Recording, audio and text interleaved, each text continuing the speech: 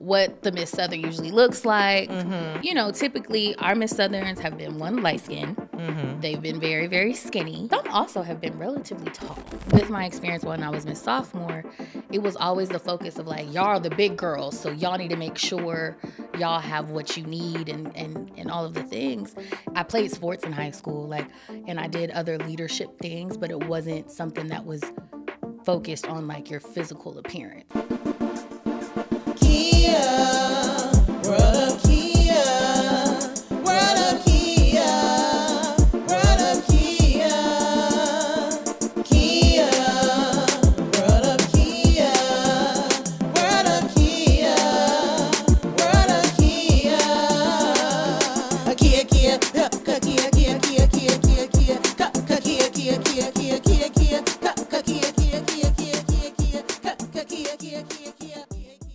So what a lot of people, we were talking about tradition of like what the Miss Southern usually looks like. And, you know, typically our Miss Southerns have been one light skin. They've been very, very skinny. Some also have been relatively tall. And so like with my experience when I was Miss Sophomore, it was always the focus of like, y'all are the big girls, so y'all need to make sure y'all have what you need and all of the things. And like that was a lot. And so coming into when I actually won, I was very focused on like, okay, I need to lose weight. Yeah. Because again, experiencing alums and like how they would talk about the Miss Southerns or the court as a whole and where the court sits, like it's not in the student section. So you're amongst all the alums and you can hear them talking. Yeah. And so I was just like, I don't want to be talked about. Yeah. So that was kind of my thing. And so that whole summer, my homeboy, Antoine, shout out to Antoine, he worked out with me that whole summer. Aww. So like literally I was running the hump. People would see me like in the mornings running across the hump. I was running campus. We were doing like a lot of the stadium steps. Like I was working out every day, 6 a.m. And I was in summer school because I kept failing classes. So I was in summer school to make sure I had the GPA. And so, yeah, that was my whole summer. And I think I started like from campaign, I was maybe like a size 12. And then by the beginning of the fall semester, I was in like an 8 or a 6. And all my friends were like, are you eating? I was like, I actually eat every day. I'm eating in front of you. Yeah. So then it was like, okay, am I too skinny now? Like, what's happening? And so it wasn't, I felt like it was always something about my weight or how I looked. I think I did gain a little bit of weight coming into that spring semester. And like, even that just had me super self-conscious. Yeah. And then like, even after like the not campaign, but after my reign was over and even graduating, it was like, I hated wearing makeup, like all of the things. I hated it.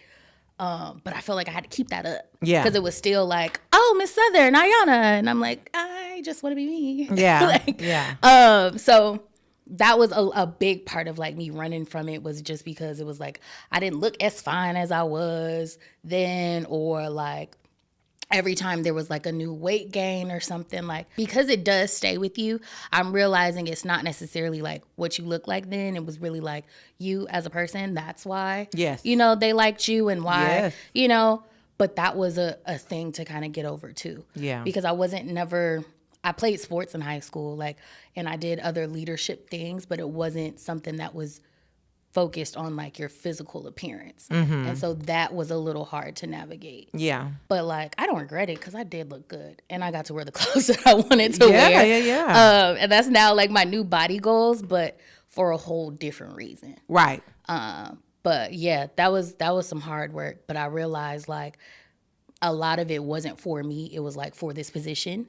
And so I think that was a hard thing to kind of think about and like move through. Because even then, like I've always been a thick girl, but I wasn't huge. Yeah. Like it wasn't something that like I needed to focus on. Yeah. But it was like, I know what I see and I know how people react and like all of those things. So I just did not want to be talked about. Yeah. But it all worked out for the best. Yeah. Because yeah, it all worked out for the best. Well, and you know now, like I think that's one of the biggest things is knowing, because like knowing what the status quo or the standard of society is, and then knowing where you want to see yourself and accept yourself.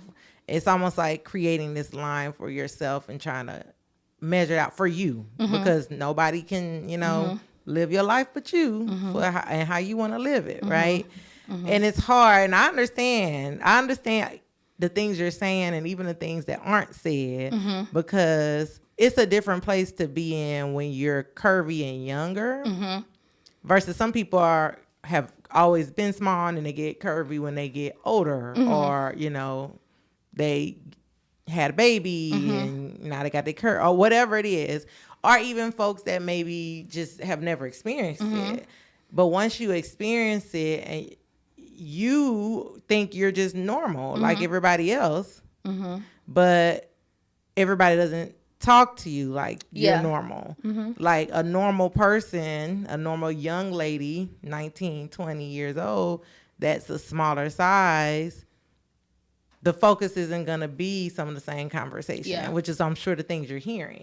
Like you said, it's going to be, oh, where's your Spanx? Why's your arms out? I got that a lot from, season sores when I was like, even in my late 20s, and when I transferred in a grad chapter. Literally, I just started wearing my arms out. Just started wearing my arms out. It's hot outside. Yeah, it is hot outside. That was my thing. I remember going to a sorority meeting, and it was so hot outside. And I just was like, I'm going to carry my blazer and put it on when I get in there. Once I cool off. I still got red from why would you walk from the car to this building? Yeah. With your arms out. Yeah. And it's like, because that's the standard they were used to back then. Like, your arms need to be out, your hair needs to always be done, has to be flowing, your face needs to look a certain way. If it doesn't look this way, make it look a certain way. Yeah. Wear a certain kind of undergarment, put that push up on if you got to. Put on some layers, because I don't want to see no thin nothing. It's just certain things that, and you hear about it more, I think, now, only if you're maybe doing showbiz or pageants or something like that, because they keep those traditions there. But it's so much of be who you are now that a lot of people aren't necessarily, a lot of people younger may not know these older traditions or things that are expectations that is there. And not saying that's a bad or a good thing, but I think it's good that you at least know it, because now you know what to give depending on your audience. Yes. Yeah. So if you're going to a certain place, these type of people going to be there, I know I should do these things because I want this kind of reaction. Correct. Or they going to be there, I don't care about the reaction. At least you know what to do to set yourself up for success. Yeah. Those that haven't even learned it because they might have had certain sensitivity levels to it, they won't know, and they just gonna have to experience it ad hoc. Yeah. And that's a lot for me. I don't want no ad hoc. I want to be prepared and ready. You know? Yeah, that's so true. It's funny now because I feel like I lean into some of those things now because I'm like, where's the sweat? Where's it coming from? Yeah. The slip. The slip, yeah. I'm like, what undergarments do you got? But it does look better. And I see it more now that content is a thing. Yeah. Because now you see yourself on video or on pictures more than you would back when it was the Polaroids or whatever. And now I'm kind of like, I'm glad they fussed and said it, because now I see it and I'm like, oh, I can if I know it's going to be cameras, I can dress for the cameras. It's not so much of me dressing because these people told me this is how I gotta look, or now my insecurities are playing. It's actually now making me more secure because now I know the difference. Yeah. And I can do what I gotta do. Some of it be uncomfortable. I remember at one point in time, for my 30th birthday, I went and did a little photo shoot. I thought I was cute. I felt like my size was fine. And it was a Goldosaurus said, why would you take these? These aren't flattering at all. And I was like, I actually think it looks nice. It's a gown. It's a long gown. It's covering it. She was like, And I remember she took the picture and went, look at this. Look at this. Look at this. To point out all the flaws. This. And I was like, oh, okay. But... And not saying anything's wrong with it. I took it as a learning experience. Yeah. Which was good, because now I knew, okay, I'm gonna put them dance tights on, boom, and it's given, and I'm happy. But I definitely think it's like communication thing through the generations that's missing now, because it's like since people got so sensitive, they just stopped saying anything. There's a happy medium that's missing. Yes. Because even like